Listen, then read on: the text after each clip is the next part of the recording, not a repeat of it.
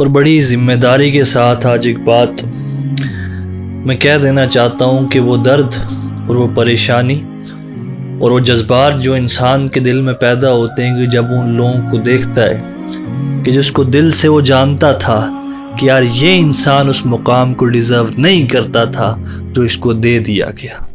یہ انسان اس سٹیج کو ڈیزرو نہیں کرتا تھا جو سٹیج اس کو دے دیا گیا، یا پھر یہ انسان اس پوسٹ کو ڈیزرو نہیں کرتا تھا جو پوسٹ اس کو دے دی گئی، اور جو لوگ ڈیزرونگ تھے ان کو ہال کے کسی کونے میں ایک کرسی پر بٹھا دیا گیا۔ اور ہمارے دل میں وہ جذبات اور جو پریشانی کے لمحات اور جو عالم ہماری اس زندگی میں آتے ہیں کہ جب ہم اس بات کو سمجھتے ہیں، اس بات پر غور و فکر کرتے ہیں کہ یار مجھے دل میں پتہ تھا کہ اس انسان سے میں بہتر تھا، مجھے دل میں پتہ تھا کہ میری محنتیں اس سے زیادہ تھی، میرا صبر اس سے زیادہ تھا، میری مشقتیں اس سے زیادہ تھی، میری امیدیں اس سے زیادہ تھیں، لیکن پھر بھی وہ کون سی ایسی وجہ تھی کہ وہ چیزیں مجھے نہ مل پائی اور اس کو مل گئی، وہ چیزیں مجھے نہ حاصل ہو پائی اور وہ اس کو حاصل ہو گئی۔ اور اس کے بعد سوشل میڈیا پر جب کسی کی وال کھول کے اس کی فوٹو دیکھتے ہو، جو دل میں پریشانی اور جو درد ہوتی،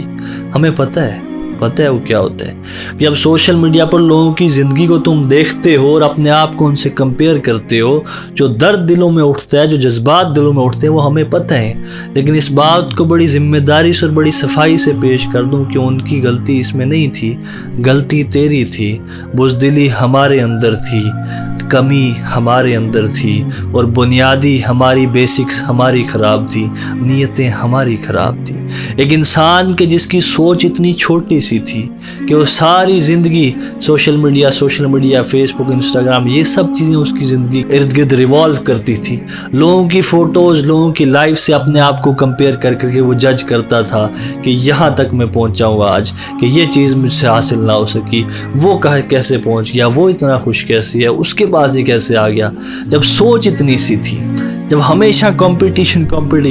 جب جیلسی، جب حسد، جب لوگوں سے کمپیئر کرنا تھا، جب گھر سے اتنا چھوٹا سا خواب لے کے نکلا تھا،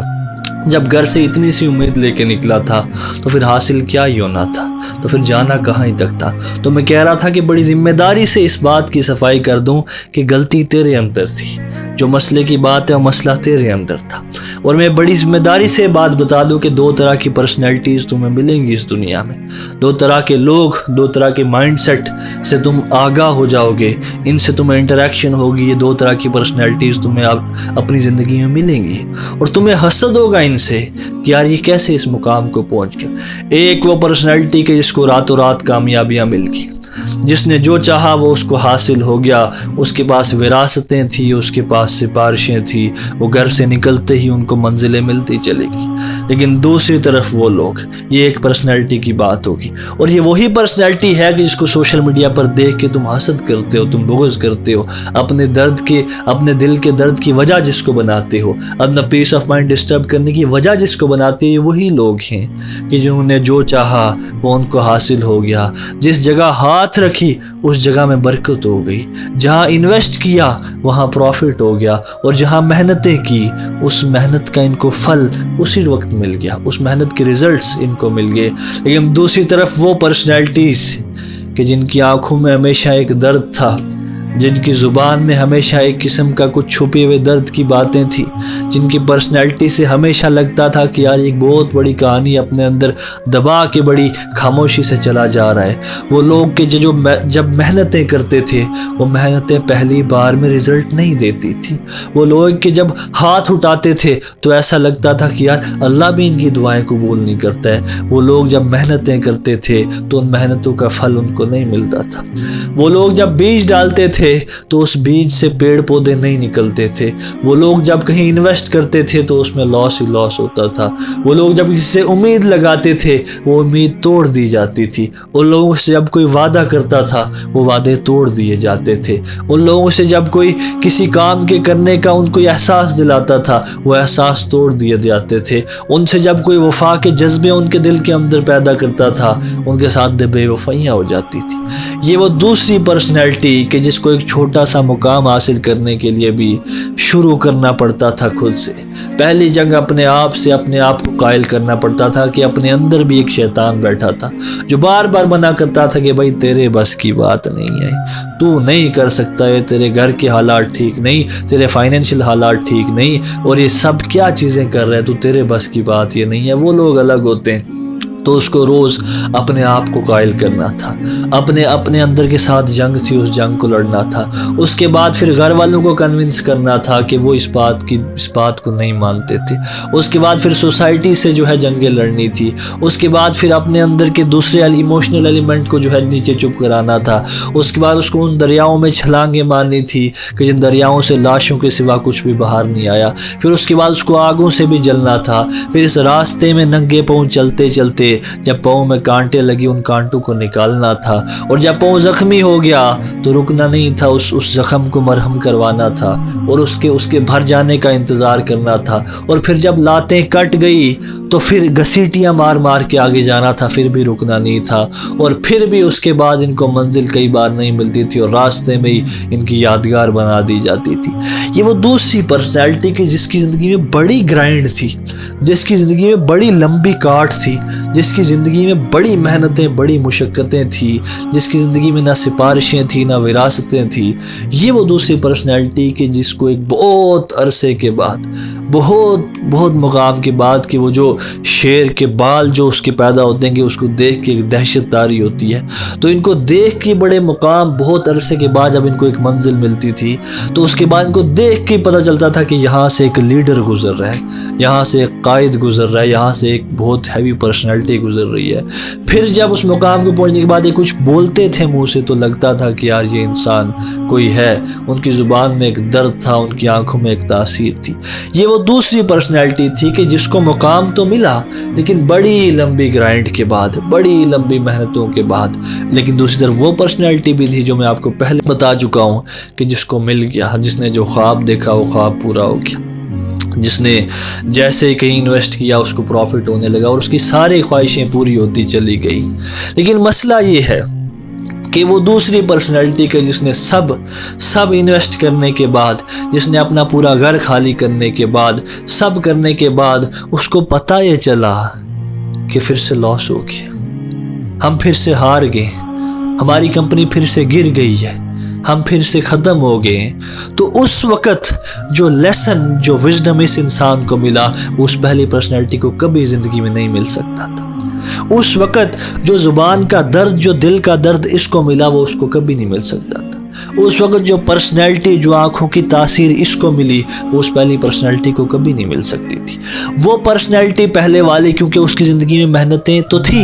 لیکن نیگیٹو آسپیکٹس نہیں تھے ان محنتوں کے، کہ اس کو ریزلٹس ملتے تھے، اس کو ریزلٹس نہ ملنے کا سامنا نہیں کرنا پڑتا تھا، تو وہ چلتا گیا، وہ چلتا گیا، وہ چلتا گیا۔ اس کو اس بات کا احساس نہ ہو سکا کہ محنتیں کرنے کے بعد بھی جب شام کو مزدور کو مزدوری نہیں ملتی اور اگر بھوکے پیٹ آ کے سوتا ہے اس کو وہ حالات سے سامنا کبھی کرنا ہی نہیں پڑا۔ تو اس کو کیا پتا تھا کہ میرے محل کے سامنے جو چھوٹی سی کٹیا میں ایک غریب عورت یا مرد رہتا ہے وہ کیسے اپنی راتیں، کیسے اپنے دن گزارتا ہے، اس کو کیسے پتا چل رہا تھا۔ اس کو کیسے پتا چلنا تھا کہ جس کے گھر والے اس کا ساتھ کے چھوڑ کے چلے گئے، جس کے ماں باپ اس دنیا سے اس کو چھوڑ کے چلے گئے، اس پر کیا گزرنی تھی اس کو نہیں پتا۔ تو مسئلہ یہ ہے کہ وہ پہلی والی پرسنالٹی تو ٹھیک ہے، ایک لمیٹڈ زندگی، ایک چھوٹی سی زندگی گزار کے چلی جائے گی، لیکن یہ دوسری پرسنالٹی والے لوگ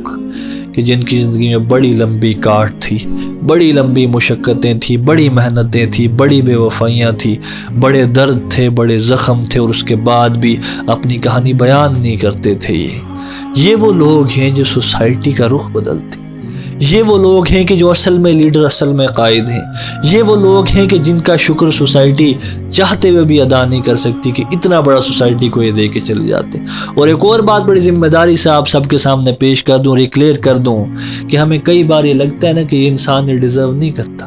کہ اس کے چہرے پر تو ہمیشہ مسکان رہتی ہے، اس کے بال تو ہمیشہ خوبصورت لگتے ہیں، اس کے کپڑے تو ہمیشہ بڑے اچھے ہوتے ہیں، اس کی گاڑی اچھی ہے، اس کا سب اچھا، اس کا گھر اچھا، تو یار یہ کس چیز کا، اس کو مطلب کیا ہے، یہ کیسے چلے جا رہا ہے؟ تو تمہیں نہیں پتا کہ اس انسان کی زندگی کی گرائنڈ کیا تھی، اس انسان کی زندگی کی کتنی بڑی جنگ تھی جو وہ لڑ رہا تھا، اور اس کے بعد بھی چہرے پر ایک مسکان تھی. یہ کتنی بڑی بات ہے. یہ میں اور آپ کیا سمجھ سکتے ہیں؟ ہم کیسے سمجھ سکتے تھے اس مسکان کے پیچھے کا درد؟ ہم کیسے سمجھ سکتے تھے اس ایک خوبصورت سی پرسنالٹی کے پیچھے کی وہ کہانی کہ وہ جو دنیا کو نہیں بتاتا ہے، صرف اللہ کے ساتھ شیئر کرتا ہے؟ ہمیں کیا پتا تھا کہ اللہ کے ساتھ اس انسان کا کیا تعلق ہے، کہ ہمارا چھوٹا سا دماغ، ہماری بزدل سے سوچ، ہمارا چھوٹا سا دل کئی بار یہ سوچ لیتا ہے نا کہ یار یہ انسان، اس کو تو دیکھو، یہ پتہ نہیں کیا ہے، اس کو پتہ نہیں کیا لگتا ہے کیا ہے، اس کے پتہ نہیں کیسے اس کو یہ سب ملا جا رہا ہے، اس کو عزتیں کرتے ہیں، اس کو یہ سب کچھ. تو تمہیں نہیں پتا اور غلطی سے وہ درد، وہ پریشانی، وہ کہانی تمہیں بتا دی جاتی ہے تو تم شرمندہ ہو جاتے، تمہیں اپنے درد کچھ پتہ ہی نہیں لگتا.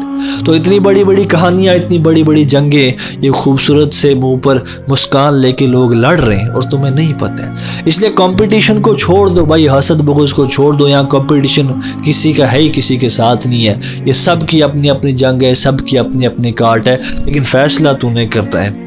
کہ تو اس زندگی کی تمنا کرتا ہے جس کو راتوں رات منزلیں مل جاتی ہیں، کہ جس کی دعائیں بھی بالکل سامنے پوری ہو جاتی ہیں، یا پھر جو دعا کے اس پہلو پر بھی ایمان رکھتا ہے کہ اللہ نے کہا کہ ایک دعا کا وہ درجہ بھی ہے کہ جب میں وہ تو نہیں دیتا کہ جس کی تو نے تمنا کی تھی، لیکن اس سے کوئی بہتر چیز تجھے عطا کر دیتا ہوں. تو کیا اتنا دل، کیا اتنا کنٹین کرنے کا، اتنا سسٹین کرنے کا تیرے اندر جگر، تیرے اندر طاقت ہے کہ جب خدا تجھے وہ نہ دینا چاہے جو تو نے چاہا تھا، اس سے کچھ بہتر دینا چاہے؟ کیا تو اتنا سسٹین، اتنا ہولڈ کر سکتا ہے؟ تو ہم میں سے اکثر لوگ نہیں کر سکتے. تو یہ دو پرسنالٹیز جو میں کہہ رہا ہوں کہ آپ کو ملے گی، اور آپ کو نہیں پتا کہ ان کے پیچھے کی کہانی کیا تھی، ان کے پیچھے کی کیا کاٹ تھی ان کے پیچھے کی. تو یہ اپنے آپ کو کمپیئر کرنا، یہ سوشل میڈیا جس نے ہمارے سٹینڈرڈز گرا دیے، ہمیں اپنے ہی سامنے گرا دیا، ہماری اپنے سیلف ریسپیکٹ کو ختم کر دیا. ان چیزوں کو چھوڑ دو، ان میں کچھ بھی نہیں رکھا ہے. ایک دن آ کے تمہیں پتہ چلے گا، لیکن تب شاید وقت نہ ہو کہ زندگی چھوٹی سی ہے.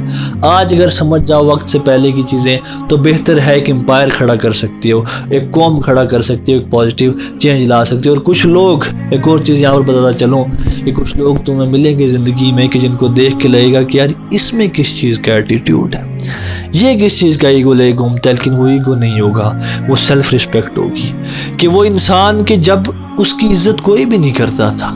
کہ ایک لیڈر کے جس کو ابھی ریکگنائز نہیں کیا گیا تھا، ایک لیڈر کے جس کو سوسائٹی نے ابھی leader as a leader accept نہیں کیا تھا، ایک لیڈر کے جس کو ابھی اپنا کراؤڈ نہیں بنا تھا، وہ لیڈر تب بھی تنہائی میں بیٹھ کے اپنی عزت کرتا تھا. اور اسی عزت کی وجہ سے وہ کنٹین کر سکا، اسی عزت کی وجہ سے وہ ہولڈ کر سکا، اسی عزت کی وجہ سے وہ کنٹینیو کر سکا. کہ وہ جانتا تھا کہ میں ایک لیڈر ہوں، میں ایک قائد ہوں، مجھے ریکگنیشن ملے یا نہ ملے مجھے اس سے کیا فرق پڑتا ہے. اب یہ بھی کون سمجھائے کہ ایگو اور سیلف رسپیکٹ میں جو فرق تھا، کیا اس فرق کو بھی تو مینٹین کر پایا یا نہیں، یا اپنی ایگو کو ہی سیلف رسپیکٹ سمجھتا رہا. تو یہ کافی ساری چیزیں ہیں. لیکن یہ جو دوسری پرسنالٹی والا بندہ ہے کہ جو ایک گرائنڈ سے ہو کے جائے گا،